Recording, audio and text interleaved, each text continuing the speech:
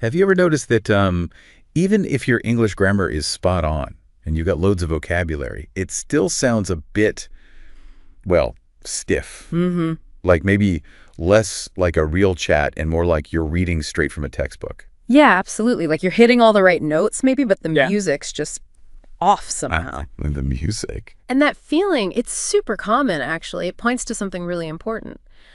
The thing that's missing, it isn't usually about learning more words or stricter grammar. It's about the subtle stuff, the real music of English, how your voice goes up and down, where you put the emphasis, how it all flows together. You mean intonation, word stress, sentence rhythm, that kind of thing. Precisely. Those are the elements that make English sound genuinely natural. They let your personality come through, not just, your ability to follow rules. Yeah, absolutely. They're kind of the secret sauce, aren't they? They grab the whole language to life, letting you say so much more than just the words themselves. That's it. So today we're doing a real deep dive. We're looking at insights from some fantastic pronunciation coaches like Emma from Pronunciation with Emma. She's brilliant. And also what people are talking about in language learning communities online, places like Reddit and Busuu. Okay, so our mission today. Our mission is to really unpack these key bits of spoken English, the ones that often get overlooked. You'll get why they matter, how they actually work, and most importantly, we'll give you some solid strategies you can use to actually integrate them into how you speak. So the goal is clearer, more confident, just more natural communication. Exactly. Taking your English from just being correct to being truly captivating. All right, let's dive in. Let's explore these hidden harmonies of English. Yeah. The music of English, intonation, the voices dance. Okay, let's kick things off with intonation. You called it the music of English. What exactly is it and why is it so fundamental? It's not just about sounding nice, is it? No, not at all. Intonation, basically, it's the rise and fall of your voice while you're speaking. It's not just what words you say, but the melody you use to say them. The melody. I like that. Yeah, one of the sources we looked at, Sound Better in English, intonation exercises, calls it the natural music of English.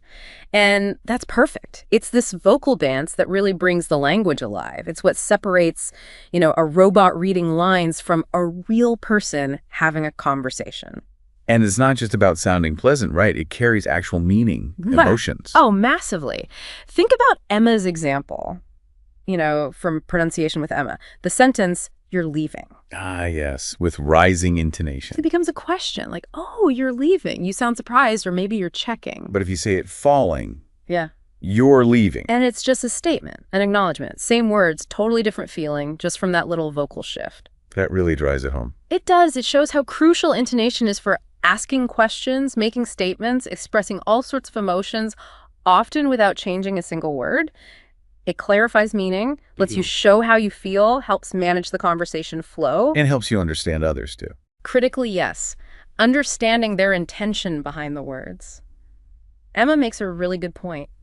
You can study vocab and grammar till you're blue in the face, but if you don't get how intonation works, you're going to hit communication problems. Your message might get twisted or just missed entirely.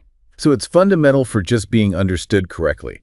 That source, Sound Better in English, Yeah. even said that making intonation mistakes can make you sound strange. Yeah, like an instrument out of tune in an orchestra was the comparison. Wow. And worse, it could mean you're just not understood at all. It really underlines how vital it is. Okay, so it's the difference between just saying words and actually communicating with nuance.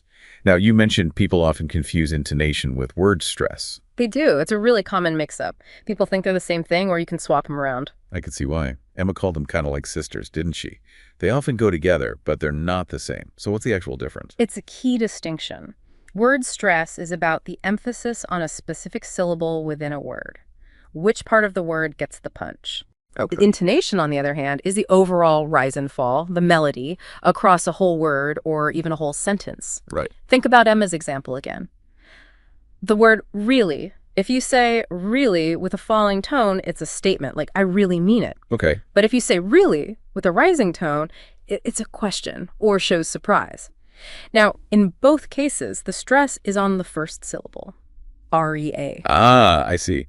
The stress stays put, But the melody changes the meaning. Exactly. Intonation changes the meaning independent of where the internal word stress is. It's the bigger picture, the melody line, not just one emphasized note. That's super clear. So intonation is the big melody. Yeah. Stress is hitting certain notes harder within it. Yeah. Okay, let's get into patterns. How does this melody work in practice? Single words first. Yeah, single syllable words are pretty simple. The voice basically slides down or slides up. For a straightforward statement like yes, your voice just naturally goes down. Yes, right. But if you say yes with that upward slide. Yes, right. It often means you're asking something, or you're unsure, or maybe you're about to add something more, like yes, but, or are you sure you mean yes? Got it. And words with more than one syllable, does it just slide across them too? Actually, no. It's more like a jump. Emma uses never as an example. It's not a smooth slide like never. It's more like a jump between the syllables. Never. Never. Okay, a jump. It sounds more dynamic, more natural that way. And in, normal speech, when you finish saying something, finish a thought, you usually use a falling intonation. To signal you're done. Exactly. Like, he arrived at noon, your voice falls on noon. That clearly tells the listener, okay, statement complete, information delivered. Makes sense, but what if you haven't finished? Or you want to create a bit of, suspense? Then rising intonation is your friend. If you want to show you're not done speaking or you're building up to something, you let your voice rise. Think of telling a story. When I opened the door... Anticipatory silence. Yeah. See? Your voice goes up, holds, and the listener expects more. If you said, when I opened the door, falling, it sounds like that's the end of the story. The rising tone is like a vocal ... Like spoken punctuation. That's cool. What about information? Does intonation help distinguish between stuff the listener already knows and new stuff? Absolutely. This is a really practical use of intonation, helps people process what you're saying. When you introduce new information, something the listener doesn't know, your intonation generally falls at the end of that piece of info. Okay, new info falls. What about old info? If it's something the listener already knows, or it's obvious, or you're repeating something redundant information, then your intonation will usually rise a little bit. So wait, if I'm telling you something you already know, my voice goes up slightly, even if it's a statement. That feels counterintuitive. It can feel that way, but it works. Emma has a great example. Someone asks, what time did Lisa leave? And you answer, I heard her leave, rising, at about 5-0 falling. I heard her leave. It's kind of repeating the questions idea. Exactly. It's redundant information in that context, so your voice rises slightly. But at 5-0-0, that's the new bit, the answer. So your voice falls. Okay, rising on old obvious, falling on new. And what's important is this usually applies no matter where those bits of info are in the sentence. It's about the novelty of the information, not its position. It's a subtle cue, helps the listener track what's important. That's really subtle. Okay, let's move on to questions. The old rule everyone learns is questions go up at the end. But Emma says that's wrong. Why? It's a big oversimplification. Often the grammar itself makes it clear it's a question, right? Like, you have eaten versus have you eaten. The word order tells you it's a question. Sure. So intonation in English questions is actually very flexible. It can add all sorts of nuance and signal different types of questions. Okay, so say I genuinely don't know the answer, like a real information-seeking question. What's the intonation then? For those genuine questions where you're asking for new information, the intonation usually falls at the end. Emma uses, when's your birthday? Falling, as an example. Or, what do you want? Falling.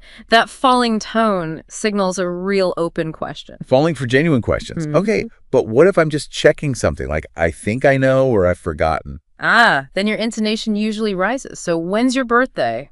Rising might imply, I think you told me, but I forgot. Can you remind me? Right. Or, what's your name? Rising could suggest you've forgotten it, not that you never knew it. It's asking for confirmation or clarification of something that might already be known. Okay, rising for checking. What about when you're not really asking, but just looking for agreement? Like, it's cold, isn't it? You already know it's cold. Right. In that case, even though it's grammatically a question, you can use a falling intonation. Emma's example. Isn't it cold today? Falling. Yeah. You're not asking for the temperature. You're making a statement and inviting the other person to agree. It's more conversational bonding than information seeking. Falling for seeking agreement. This is getting complex. Can rising intonation also show things like criticism or surprise? Yes, it can, but you have to be really careful here. A sharp rising intonation can definitely convey criticism like, are you crazy? rising sharply. Ooh, yeah. Or surprise, like, how much is this rising if you're shocked at the price? But as Emma warns, this is where you can easily sound rude or offensive if you're not careful. The difference between asking the price normally, how much is this falling, and expressing shock, how much is this rising, is huge in terms of politeness. Tread carefully there. Got it. Is there a special pattern for when you kind of have an idea of the answer, you're just checking it, like making a suggestion? There is. It's often called a fall-rise tone. You use it when you think you know and you're checking or suggesting. Emma shows this with, what time does the show start? At 2.00. Voice goes down on start, then up on 2.0. Down, then up at 2.0. Exactly. That little up kick at the end signals you're offering 2.00 as a possible answer for confirmation. It's a nice, polite way to check. Okay, that's cool. Now, question tags. Those little bits at the end like, isn't it? Don't you? Does intonation matter there too? Oh, hugely. Question tags are super flexible, and the intonation changes the meaning completely. If you're genuinely checking information you're not sure about, the main part of the sentence falls, but the tag itself rises. Example. The film starts at 12, falling, doesn't it? Rising. That rising tag clearly signals you're asking for confirmation, seeking info. Okay, rising tag, real check. What if I'm pretty sure I'm right, or I'm just sharing an opinion and want you to agree? Then both the statement part and the tag will have a falling intonation. It's so hot today, falling, isn't it? Falling. You're not asking if it's hot. You're stating it and expecting agreement. Like the isn't it cold today example earlier. Exactly. Or expressing an opinion. The film was great. Falling, wasn't it? Falling. You're inviting agreement with your opinion. The falling tag shows you're fairly confident. Emma mentioned something about positive statements with positive tags. That sounded tricky, like for sarcasm. Yeah, that's a more advanced, nuanced use. Using a positive statement with a positive tag, like, you're eating all that cake to yourself. Falling, are you? Falling, can definitely convey sarcasm or criticism or maybe surprise.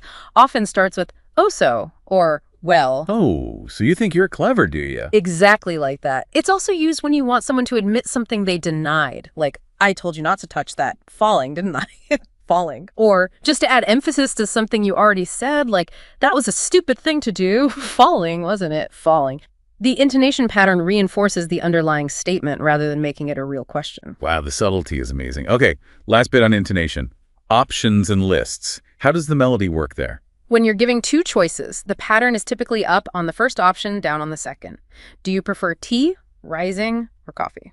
Tea or coffee? Got it. What about more than two options? Then you keep rising on each option until the very last one, which falls. Do you prefer tea, rising, juice, rising, or coffee, falling? The rising keeps the list open, the final fall closes it. And reading a list, like groceries, same idea. Very similar. You rise on each item to show the list is still going. I need to buy some eggs, rising, milk, rising, bread, rising, and butter, falling. That final fall signals end of list. If you ended on a rising tone, people would wait for the next item. 2. The beat of English. Word stress, emphasizing syllables. Okay, we've covered the overall melody intonation. Now let's zoom in on the words themselves. The internal beat, or emphasis within a word. Let's talk word stress.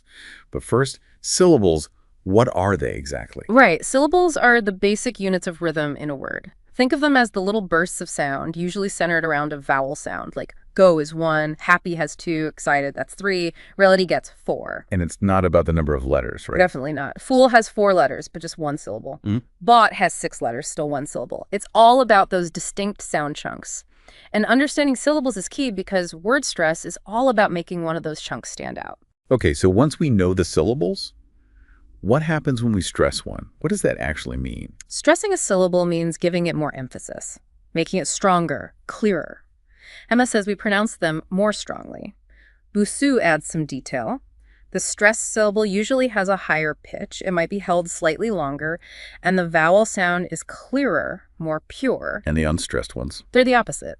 Lower pitch, shorter, and the vowel sound often gets weakened, kind of neutralized.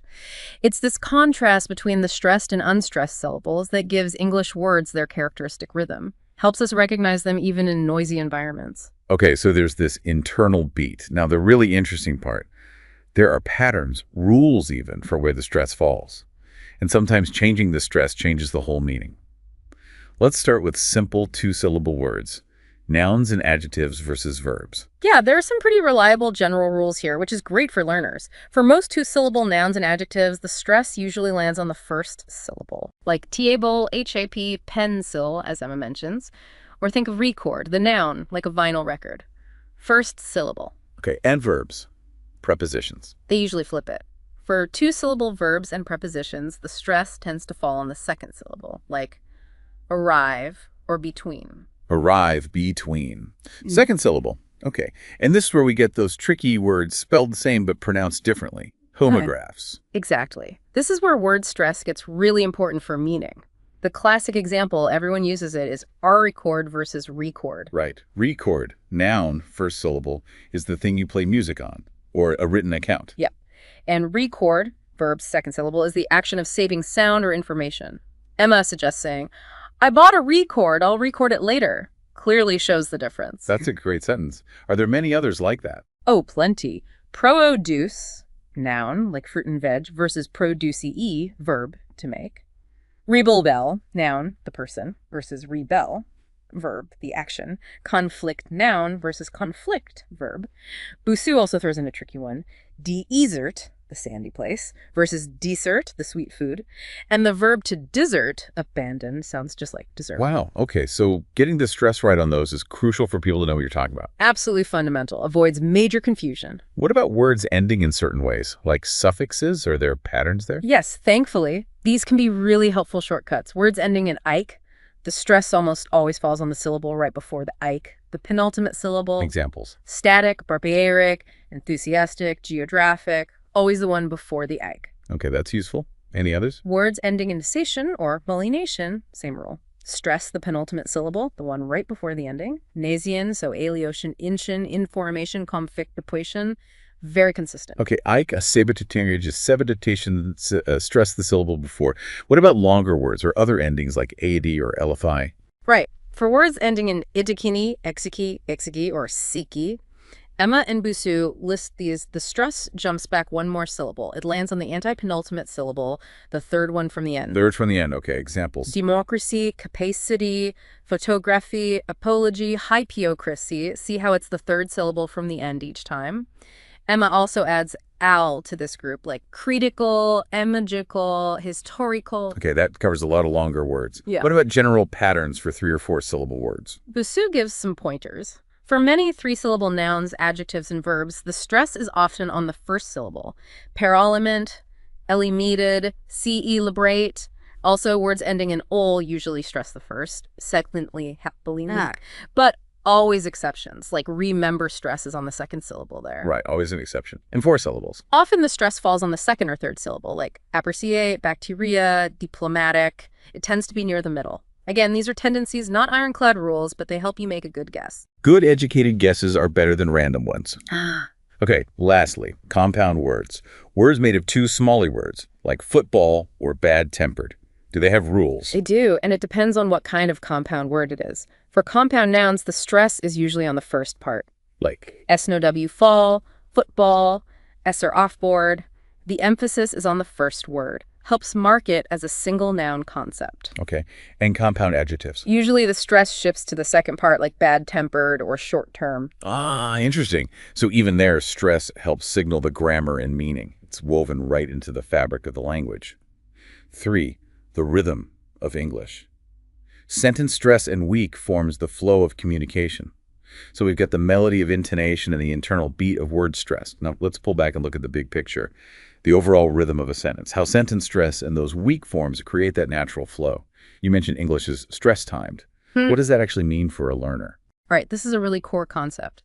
It explains why English often sounds so different from languages like Spanish, French, or Italian. Those are typically syllable-timed. Meaning each syllable gets roughly equal time. Exactly.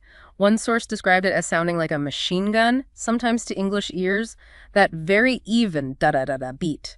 English is different. It's stress-timed. Stress-timed. So the timing is based on the stresses. Precisely. Yeah. Certain important words, the ones carrying the main meaning, get stressed. They're emphasized, clearer, given a bit more time. And the little grammar words in between, they get squeezed, weakened, pronounced really quickly. Oh. Emma paints a great picture. Syllable timed is da da da da da, but English is more like do do do do do, uneven. The time between the stressed beats, the DUs, tends to be roughly equal, regardless of how many unstressed syllables are crammed in between. So that's why people often say native English speakers talk too fast. It's not necessarily the speed, but the squashing of the unstressed words. That's often exactly it. Those unstressed words get all squished together and said very quickly, making them hard for learners to catch. But what's fascinating, as Emma notes, is that even though it sounds fast, English actually packs in more information per second than many syllable-timed languages. It's efficient. We highlight the important stuff and skim over the grammatical glue. Efficient but tricky to master. Okay, so how do we know which words get the stress, the DUs, and which ones get squashed, the deutzes? We generally divide words into two camps here: content words and function words. Content words are your main meaning carriers. They're the nouns, the main verbs, adjectives, adverbs. Also question words: who, what, where. Negative auxiliaries: can't, don't. Other negatives: no, not. Possessive pronouns, quantifiers. These always carry the meaning and they get the stress. They're clearer, louder, longer. The important stuff. And the function words, the squashed ones. Those are the grammar words. They don't carry much meaning on their own. We're talking articles A over the auxiliary verbs like am, is, are, have when they're just helping. Modal verbs, can, will, should. The verb to be, pronouns, he, she, it. Prepositions to, for, in, on. And conjunctions, and, but, or.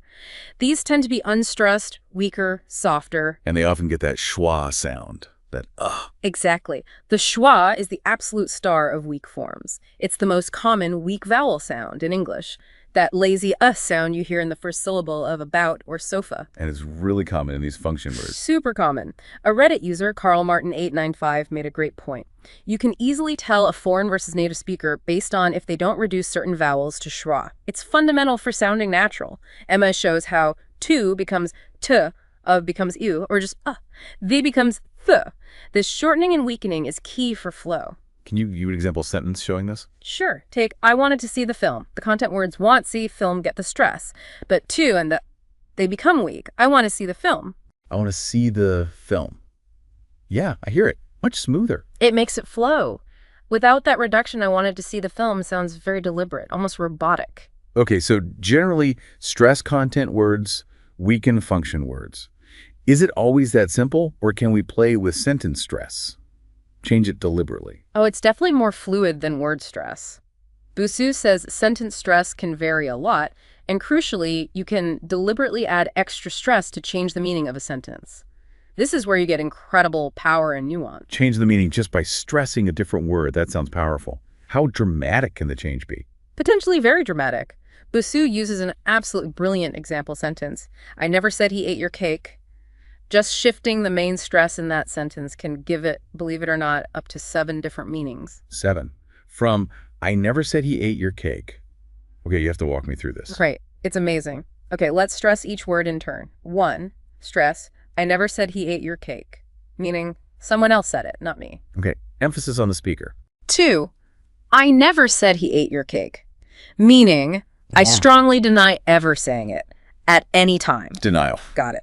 3, I never said he ate your cake. Meaning, maybe I thought it, maybe I wrote it, but I didn't say it out loud. The specific action of saying. 4, I never said he ate your cake. Meaning, he didn't do it, maybe she did, or they did, but not him. Pointing to someone else. 5, I never said he ate your cake. Meaning, he did something else with it. Maybe he dropped it or made it or admired it, but he didn't eat it. Correcting the verb. 6, I never said he ate your cake. Meaning, he ate someone's cake, just not yours, maybe mine or hers. Shifting possession.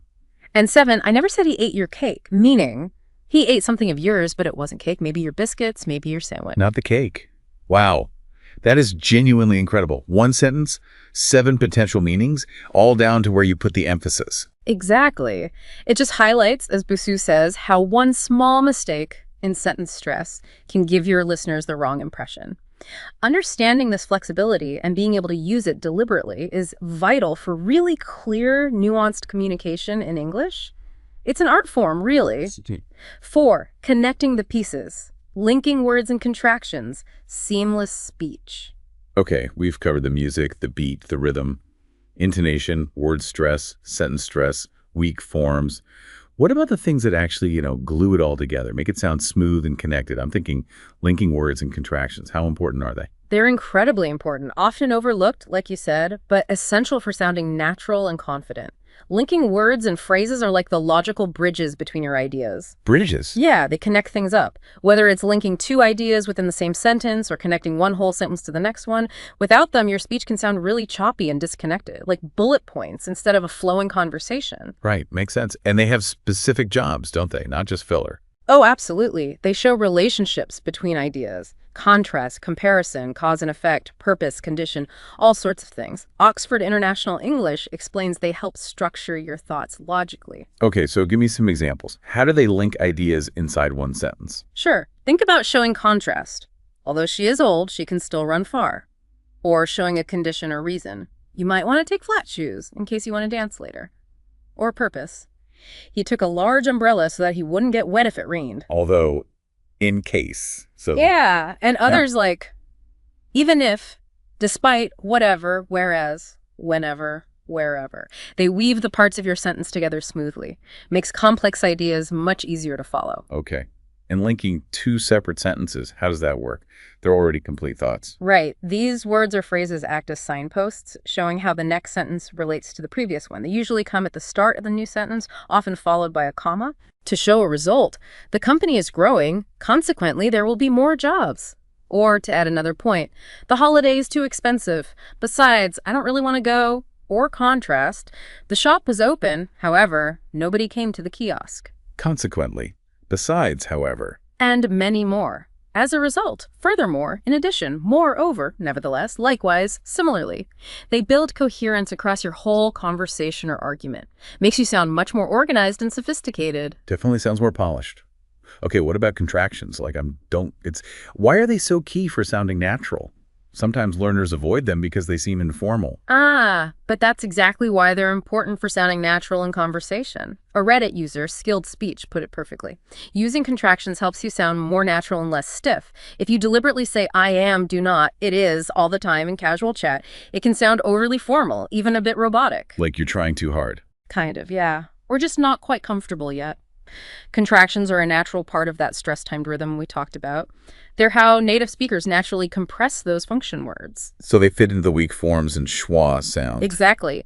I am going becomes I'm going. That am naturally reduces. Do not becomes don't. They are becomes there. It's not lazy, it's efficient, it fits the rhythm. Avoiding them makes your speech much more stilted, less fluid. It's less about grammar and more about adopting the natural sound patterns of spoken English. Plus, sometimes not using contractions can even signal a kind of distance or over-formality that you might not intend. That's a really good point. It's like they're the shortcuts that maintain the conversational pace. Not just words, but how you squish them together naturally. The actionable steps, making your English sound more natural. Practical strategies for the learner. Okay, this has been fascinating. We've gone through the music, the beat, the rhythm, the glue, intonation, stress, weak forms, linking, contractions. Let's bring it home now. For someone listening thinking, okay, I get it, but what do I actually do? What are the practical steps they can take starting today? Right, turning theory into practice, it really comes down to active immersion and imitation. Lots of great advice on this from the Reddit communities we looked at. So step one, listen loads. Listen loads, but actively. One user, Scrat, said, watch TV and movies that have natural-sounding dialogue and imitate them. Others, like Inappropriate SFX and that Trando 725, mentioned podcasts and music too. The key is not just having it on in the background. You need to tune your ear to pick up not just words, but the patterns, the intonation curves, where the stress falls, how words link together. And Skilled Speech added a crucial point. Listen to casual, everyday English. Not just news reports or formal speeches. Real conversations are where the magic happens. Listen actively, especially to casual chat. Then what?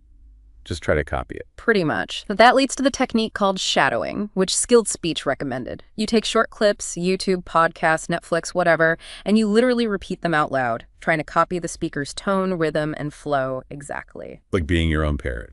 Kind of, but a very focused parrot. It trains your mouth muscles and your ear at the same time. It really helps internalize those sounds and rhythms. Another great tip came from an English teacher on Reddit, Val Bravera 048. Pick one native speaker whose voice you like and really try to copy their style for a while. Just one person. Yeah, the idea is not to become a clone, but to internalize their patterns so thoroughly that it becomes your version of their speaking. It makes your speech very approachable for native speakers because it follows familiar patterns. Pick someone whose style genuinely excites you. It helps with motivation. Find your voice model. I like that. What about practicing even when you're not talking to anyone? Just in your head? Absolutely vital. Several Reddit users mentioned thinking in English. Just narrate your day to yourself internally. Like, okay, now I'm making coffee. Exactly. I'm making coffee. What should I wear today? Simple stuff. It builds that internal fluency, gets your brain used to forming thoughts in English with natural phrasing and rhythm before you even try to say them. Another user, Heitschwar, suggested pausing after watching something or reading something and trying to summarize it out loud in your own words. It forces you to produce the language and notice where you might struggle with flow or natural phrasing. Building the internal monologue. Good tip. How about spotting your own mistakes and improving without needing a teacher right there? Recording yourself is huge. Skilled Speech called it like keeping an audio journal. Just record yourself talking about anything your day, an opinion, whatever. Then listen back. That sounds painful. It can be at first, but it's so insightful. You start to notice things. Oh, my intonation there was really flat, or I didn't reduce that function word, or my rhythm sounds choppy. You become your own coach. And related to this, don't get hung up on finding the perfect word every time. Inappropriate SFX reminded us it's okay to use simple descriptions if you forget a word, the red one, that thingy for opening bottles. The goal is communication first, perfect vocabulary second, especially when you're working on flow. Takes the pressure off. Keep talking, even if it's not perfect. Any tips for learning new words and making them sound natural? Yeah, Skilled Speech suggested keeping a running list of new words or phrases you encounter, maybe on your phone.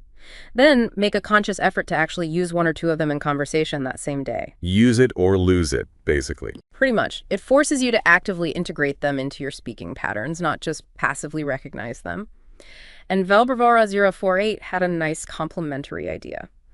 Also keep a list of words or phrases you already like and use, things that feel natural to you. Build on your strengths while you expand. Makes the whole process feel more authentic. Okay, great practical tips. So if we had to boil it all down, what are the absolute must-focus fundamentals from today's deep dive for sounding more natural? Number one has to be getting comfortable with the schwa sound. Remember Carl Martin, 895 on Reddit, stressing its importance. That weak sound is everywhere in unstressed syllables and function words.